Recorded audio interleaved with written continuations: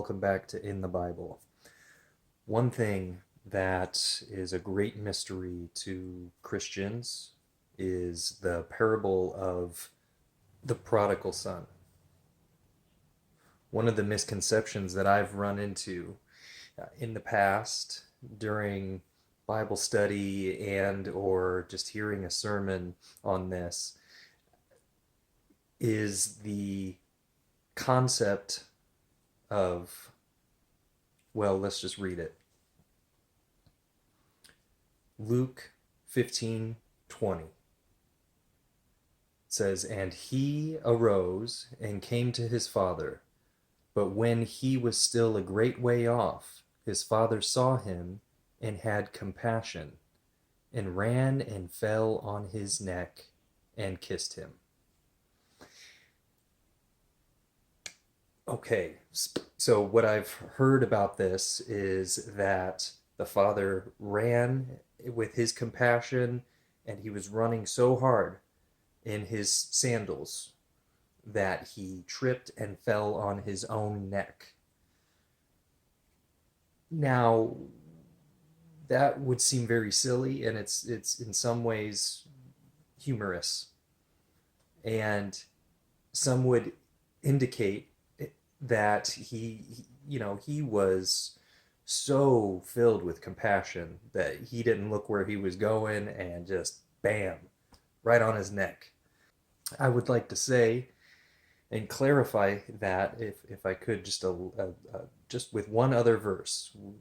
How do you clarify things in the Bible? You go to the Bible. The Bible usually clears things up.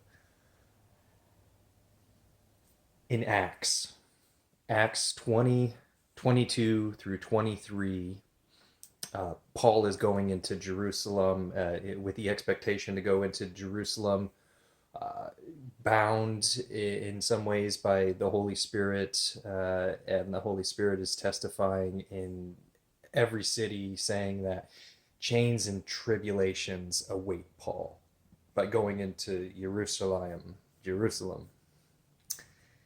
And verse 37, I think, clarifies this.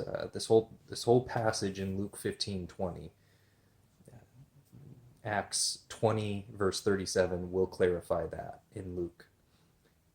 And it says, "Then they all wept freely," because Paul was going into Jerusalem with the expectations of chains and tribulation. "Then they all wept freely and fell on Paul's neck and kissed him." So you can see there that the expression is that others fell on his neck, on Paul's neck. They didn't fall on their own neck because of their compassion or their sorrow at that time. They didn't fall on their own neck. They fell on Paul's neck and wept and embraced him. And so you can see there that is definitively what that means, is that there was an embracing there of the father with the prodigal son, fell on his son's neck, not his own, right?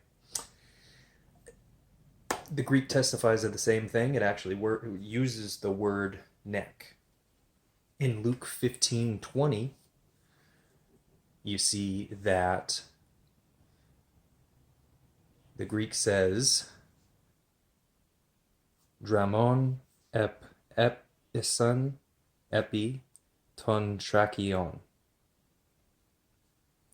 So the Greek tracheon literally means neck.